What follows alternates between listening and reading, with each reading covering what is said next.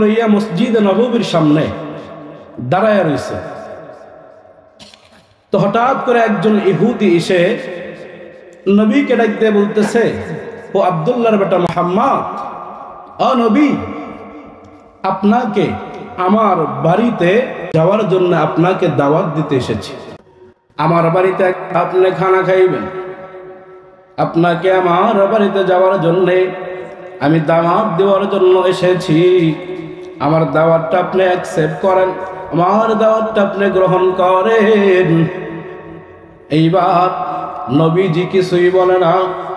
পাশের থেকে সাহাবায়ে কেরাম ইহুদিকে ডাক দিয়ে বলতেছে, ইহুদি, তোমরা আমাদের নবীকে হত্যা করার জন্য কতই না ষড়যন্ত্র তোমরা করেছো, আমাদের নবীকে আঘাত করার জন্য কতই না ষড়যন্ত্র তোমরা করেছো। যাও যাও যাও, তোমার বাড়িতে আমাদের নবী যাবে না। সাহাবায়ে কেরাম উল্টা তাদেরকে বলতেছে, ইহুদিকে ডাক দিয়ে বলতেছে, তোমার দাওয়াত নবী গ্রহণ করবে না, চলে যাও। এইবার নবীজি যখন দেখলেন যে ইহুদি বারবার নবীজিকে দাওয়াত দিচ্ছে, নবীজিকে দাওয়াত দিচ্ছে, এইবার নবীজি ডাক দিয়ে বলতেছে, সাহাবী,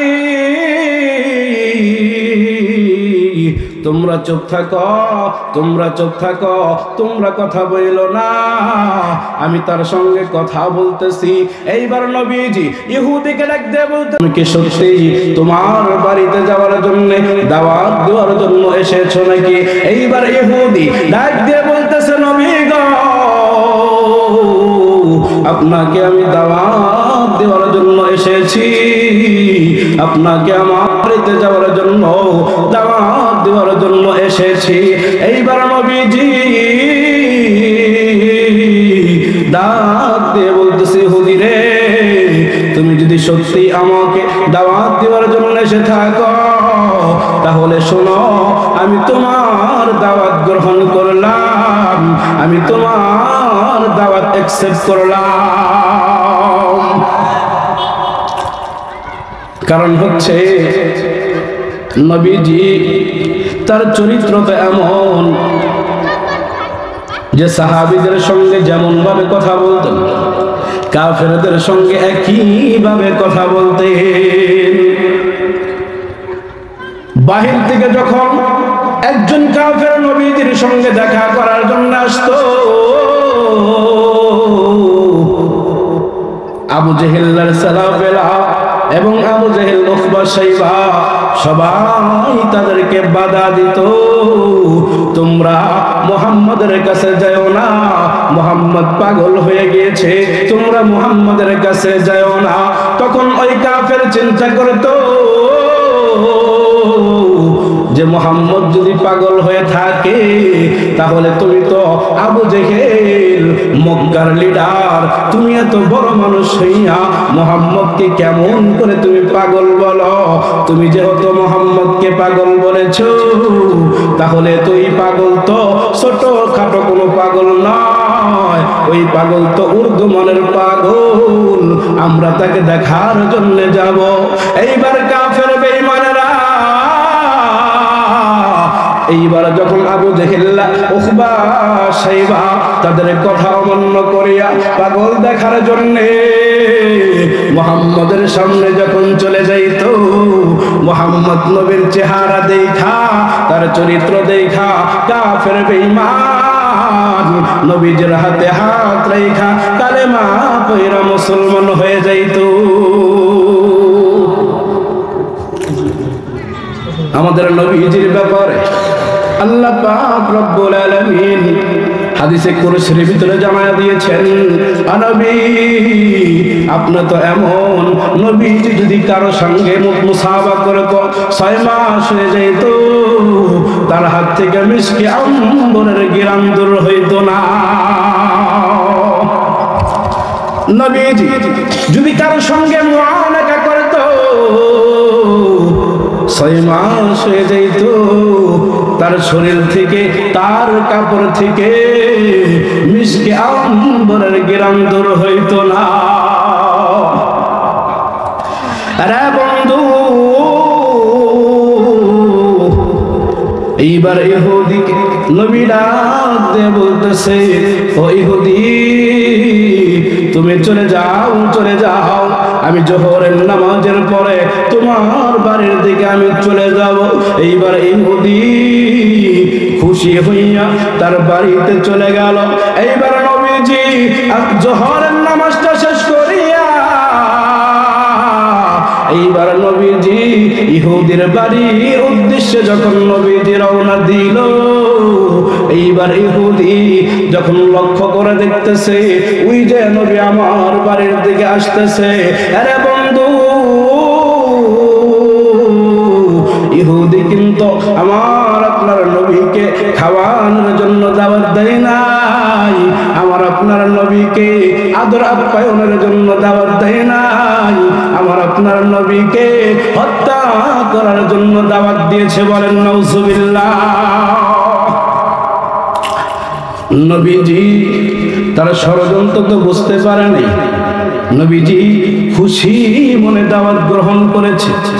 নবীজি খুশি মনে জোহরের নামাজটা শেষ করিয়া এইবার ইহুদির বাড়ির দিকে যখন রওনা দিয়েছে, এইবার ইহুদি দেখতেছে ওই যে নবীজি যখন আসতেছে, এইবার ইহুদি তার ষড়যন্ত্র মোতাবেক যেই রকম ভাবে ষড়যন্ত্র করেছে নবীকে হত্যা করবে, ওই রকম ভাবে নবীকে দেখিয়া ইহুদি বাড়ির ভিতরে চলে গেছে।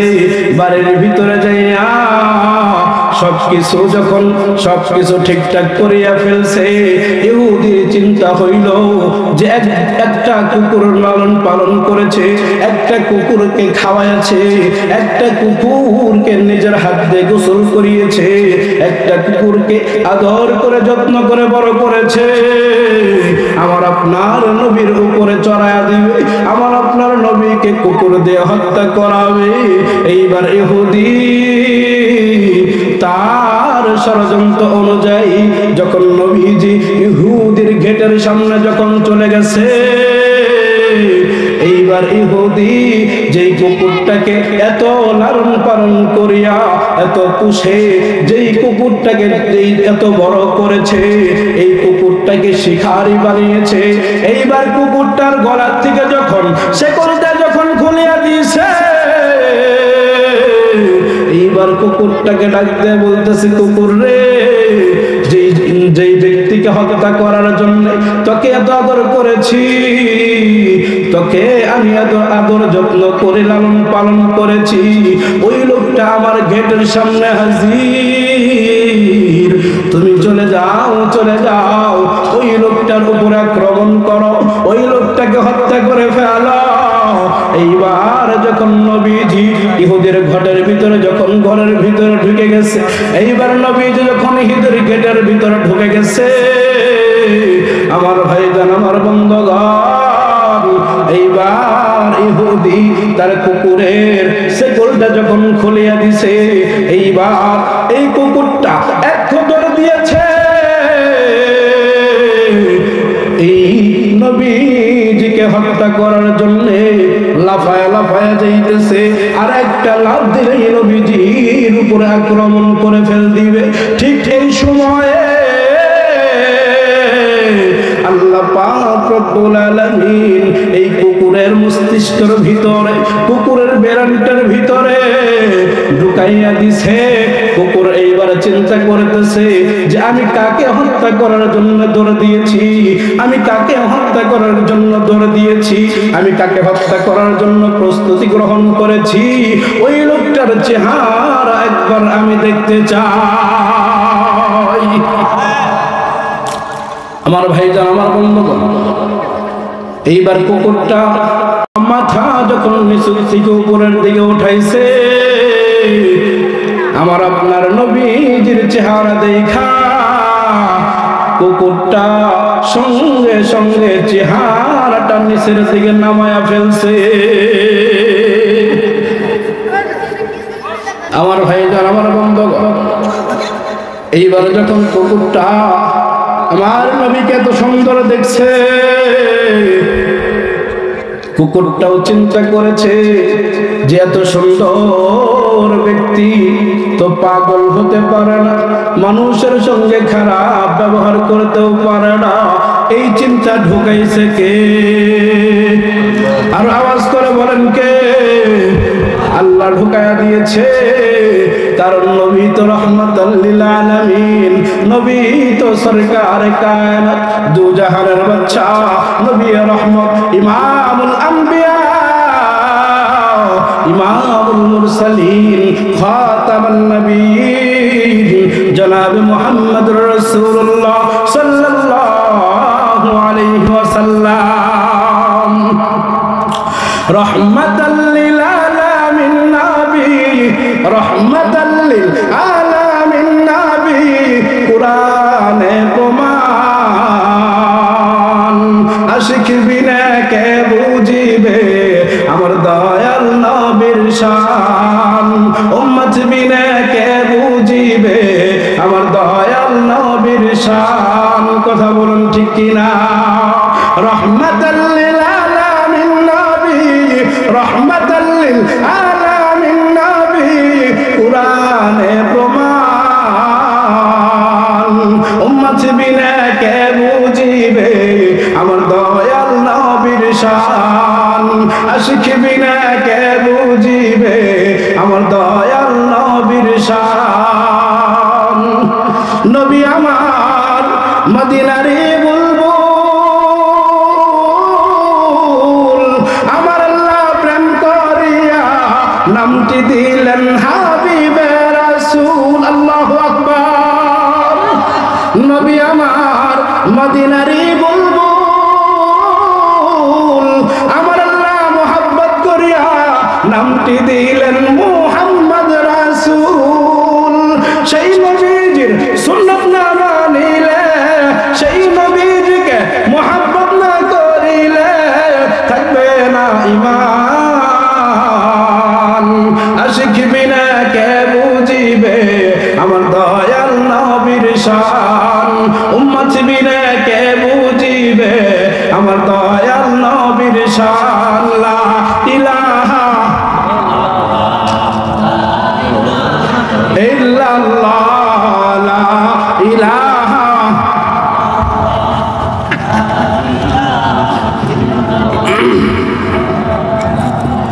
ইল্লাল্লাহ, লা ইলাহা। রিকশা চলে না চালক ছাড়া, নৌকা চলে না মাঝি ছাড়া। চলে নাকি? রিকশা চলে না চালক ছাড়া, নৌকা চলে না মাঝি ছাড়া। পৃথিবী চলে না আল্লাহ ছাড়া, দুনিয়া ঘুরে না মাওলা ছাড়া। মুমিন চলে না জিকির ছাড়া। লা ইলাহা, মোহাব্বতে মোহাব্বতে,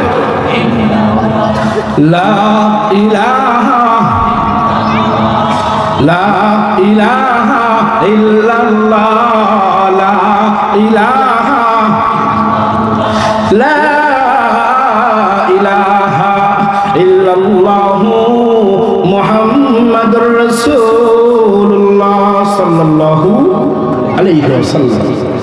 এইবার যখন কুকুর দেখতেছে যে এত সুন্দর চেহারা, এত সুন্দর নূর, যার চেহারার ভিতরে চমকাচ্ছে, এই ব্যক্তি তো মানুষের কোনোদিন অন্যায় করতে পারে না।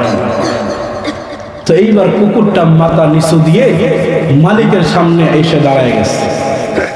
এইবার মালিক ডাক দিয়ে বলতেছে যে এতদিন যাবত তোকে খাওয়াইলাম, এতদিন যাবত আমি নিজের হাত দিয়ে তোকে গোসল করাইলাম, এতদিন যাবত তোকে এত কিছু খাওয়াইলাম, এত আদর যত্ন করলাম, যেই পরীক্ষার জন্য সেই পরীক্ষায় তুমি ফেল করলা, কারণটা কি? যাও আবার দৌড় দাও। এইবার যখন কুকুর মালিকের কথা শুনিয়া বার যখন দৌড় দিছে, এইবার নবীজির সামনে আবার চলে গেছে, আক্রমণ করবে করবে ভাব। ঠিক ওই সময় আবার আল্লাহ পাক রব্বুল আলামিন কুকুরের মাথার ভিতরে আবার চিন্তাটা ঢোকায়া দিছে যে আমি যাকে আঘাত করব, যার উপর আক্রমণ করব, কুকুরটাকে একটু ভালোভাবে দেখে নেই। এইবার কুকুরটা যখন আবার নবীজির চেহারার দিকে তাকিয়েছে, এইবার কুকুরটা আবার নবীজির নূরানি চেহারাটা দেখা মাথাটা নিচু করে আবার মালিকের সামনে চলে গেছে। এইবার আবার মালিক ডাক দিয়ে বলতেছে যে তোকে যেই দিনের জন্য এত কষ্ট করে লালন পালন করলাম, তোকে যেই দিনটা দেখার জন্য, যেই পরীক্ষাটা দেওয়ার জন্য এত কষ্ট করে লালন পালন করলাম, এত জিনিস খাওয়াইলাম, আজকে তুমি বারবার পরীক্ষায় ফেল করতেছো, কারণটা কি? আবার যখন মালিক বলছে আবার তোর দে, এইবার যখন কুকুরটা আবার তোর দিশা আক্রমণ করবে, এই সময় আল্লাহ পাক রব্বুল আলামিন কুকুরের মাথার ভিতরে আবার চিন্তাটা ঢোকায়া দিছে। আবার কুকুরটা মাথাটা নিচু করে আবার মালিকের সামনে চলে আসছে। তিনবার যখন এই কুকুরটা ফেল মারছে, এইবার মালিকটা একটা লাঠি হাতে লইয়া এই কুকুরটাকে মারা শুরু করে দিছে। এই কুকুরটাকে বারবার যখন আঘাত করার পরেও এইবার ইহুদি দেখতেছে যে কুকুরটা নবীজির উপর আক্রমণ করে না। আরে বন্ধু, এইবার ইহুদি লক্ষ্য করে দেখে কুকুরটা মাথাটা নিচু করে ঝরঝর করে চোখের পানি ছেড়ে দিছে। এইবার আল্লাহ পাক রব্বুল আলামিন ইহুদির মাথার ভিতরে, অন্তরের ভিতরে নবীজির প্রতি মায়া জন্ম করে দিছে। এইবার ইহুদি চিন্তা করে কারণটা কি, যে কুকুরটাকে এত আদর করে লালন পালন করলাম, কুকুরটা তার উপর আঘাত করে না, আক্রমণ করে না, আমার মায়ের সহ্য করে, তারপরেও নবীজির উপর আক্রমণ কুকুর করতে রাজি হয় না। এইবার ইহুদি চিন্তা করতেছে, আমার মনে হয় নবীকে চিনতে আমার বড় ভুল হয়ে গেছে। এইবার ইহুদি নবীজির দিকে যখন ভালো করে লক্ষ্য করেছে, এইবার ইহুদি নবীজির চেহারার ভিতরে যখন নূর চমকাইতেছে এই দৃশ্যটা দেখে গেছে। এইবার আল্লাহ পাক রব্বুল আলামিন ইহুদির অন্তরের ভিতরে নবীজির প্রতি মোহাব্বত জাগায়া দিছে। এইবার ইহুদি নবীজির সামনে চলে যাইয়া নবীকে ডাকতে বলতেছে, নবী গো, আমার ভুল হয়ে গেছে, আমাকে আপনি মাফ করে দেন, আমাকে আপনি ক্ষমা করে দেন। আপনাকে আমি দাওয়াত দিয়েছিলাম হত্যা করার জন্য, আপনাকে আমি দাওয়াত দিয়েছিলাম আপনাকে খাওয়ানোর জন্য নয়, আপনাকে আমি দাওয়াত দিয়েছিলাম অপমান করার জন্য, আহত করার জন্য। ও নবী গো, আপনাকে হত্যা করার জন্য দাওয়াত দিয়েছিলাম, আমার ভুল হয়ে গেছে, আপনাকে চিনতে পারি না, আমাকে আপনি ক্ষমা করে দেন। এইবার নবীজি ইহুদিকে ডাকতে বলতেছি, ইহুদি রে, আর কাঁদতে হবে না, আমার হাতে হাত রাইখা কালেমা পড়া মুসলমান হয়ে যাও। এইবার নবীজি ইহুদিকে নবীজির হাতে হাত রেখে কালেমা পড়া মুসলমান করে দিল। আমার ভাইজান, আমার বন্ধুগণ, কুকুর হইয়া নবীকে চিনল, কিন্তু আমরা কপাল পুরা উম্মত হইয়া নবীকে চিনতে পারলাম না। নবীজি আমাদের জন্য কি করেন নাই বলেন? সিদরাতুল মুনতাহায় নবীজি গিয়েছেন, আমাদেরকে ভোলেন নাই। আল্লাহ পাকের আরশে মহল্লায় গিয়েছে, আল্লাহ পাকের সঙ্গে নবীজি কথা বলেছে। আল্লাহ কোরআনের ভিতরে বলেছেন, আমার নবীকে আমার আরশে মহল্লায় আয়না এমন ভাবে কথা বলেছি, দুইটা ধনুক বাঁকা করলে যেই রকম ভাবে কাছে আসে, ওই রকম ভাবে আমার নবীকে আমার সামনে বসায়া কথা বলেছি। এইবার নবীজি ওইখানে যাওয়ার পরে যখন আল্লাহ পাকের সঙ্গে কথা বলা শেষ হয়ে গিয়েছে, এইবার আল্লাহ ডাক দিয়ে বলতেছে, হাবিব আপনি আমার কাছে কি চান? এখন তো আপনি চলে যাবেন, আমার কাছে কি চান? আজকে আপনি যা চাবেন আপনাকে আমি আল্লাহ আপনাকে দিয়ে দিব। আমার ভাইজান, আমার বন্ধুগণ, এইবার আল্লাহ পাক রব্বুল আলামিন যখন এই প্রস্তাব নবীকে দিলেন, দেখেন সেই সময় কিন্তু নবীজি নিজের জন্য চাইতে পারতেন, কিন্তু নবীজি নিজের জন্য চান নাই। সেই সময় নবীজি আল্লাহকে ডাকতে বলে, আল্লাহ আজকে যদি আপনার কাছ থেকে কিছু চাই, আমি আমার নিজের জন্য চাবো না, যদি কিছু দিতেই হয় আমার গুনাহগার উম্মতের জন্য দিয়ে দেন। সেখান থেকে আল্লাহ পাক রব্বুল আলামিন ডাক দিয়ে বলেন, নবী গো, আমি আদম আলাইহিস সালাম থেকে শুরু করে ঈসা রুহুল্লাহ পর্যন্ত যত নবীদেরকে দুনিয়ার ভিতরে পাঠিয়েছি, সমস্ত নবীদেরকে একটা করে দোয়া শিক্ষা দিয়েছি, বিশেষ বিশেষ দোয়া। আপনাকেও একটা দোয়া শিক্ষা দিতে চাই। আপনি যদি এই দোয়াটা পাঠ করতে পারেন, তাহলে আপনার উম্মতদেরকে জাহান্নামী খাতার থেকে নাম কাইটা জান্নাতের খাতায় উঠায়া দিব। এইবার নবীজি আল্লাহর কাছ থেকে যখন দোয়াটা শিক্ষা গ্রহণ করলেন, নবীজি এইবার মুস্কি মুস্কি হাসে। আল্লাহ ডাকতে বলে, নবী গো, আপনি হাসেন কেন? হাসেন কেন? কারণটাকে জানতে চাই। নবী ডাকতে বলে, আল্লাহ আপনার কাছ থেকে যেই দোয়াটা শিক্ষা গ্রহণ করলাম, এই দোয়াটা আমি দুনিয়ার ভিতরে পাঠ করব না। আল্লাহ ডাকতে বলে, কিসের জন্য পাঠ করবেন না? সব নবীরা দুনিয়ার ভিতরে পাঠ করছে, আপনি পাঠ করবেন না কিসের জন্য? আল্লাহ পাক রব্বুল আলামিনের পয়গম্বর ডাকতে বলে, আল্লাহ এই দোয়াটা আমার কাছে রিজার্ভ রাইখা দিছি, রিজার্ভ রাইখা দিলাম। হাসরের ময়দানে যখন আমার উম্মতগুলা যখন ধরা পড়া যাবে, তখন আমি এই দোয়াটা জাহান্নামের গেটের সামনে দাঁড়ায়া দাঁড়ায়া পাঠ করব, যাতে করে আমার একটা উম্মতকেও আপনার জাহান্নামের ফেরেশতারা জাহান্নামে নিতে না পারে। নবীজি দুয়ার ব্যাপারে প্রমাণ রেখে গিয়েছেন। হাদিসের ভিতরে লিকুল্লি নাবিয়্যিন দাওয়াতুন দাআ লিউম্মাতিহি ওয়া ইন্নী ইফতাবাতু দাওয়াতি শাফাআতান লিউম্মাতি ইয়াওমাল কিয়ামাহ। আদম আলাইহিস সালাম থেকে শুরু করে ঈসা রুহুল্লাহ পর্যন্ত সমস্ত নবীদেরকে আল্লাহ বিশেষ বিশেষ একটা দোয়া শিক্ষা দিয়েছে। সবাই দুনিয়ার ভিতরে দোয়াটা ব্যবহার করেছে, ওয়া ইন্নী ইখতাবাতু দাওয়াতি শাফাআতান লিউম্মাতি ইয়াওমাল কিয়ামাহ। কিন্তু আমার সেই বিশেষ দোয়াটা আমি কিয়ামতের দিনের জন্য আমার উম্মতের শাফায়াতের জন্য রিজার্ভ রেখে দিয়েছি। তাহলে যে নবীজি আমাদেরকে কোন জায়গায় ভুলে যান নাই, আমরা সেই নবীকে কেমন করে ভুলে রইলাম? সেই নবীকে কেমন করে ভুলে রইলাম?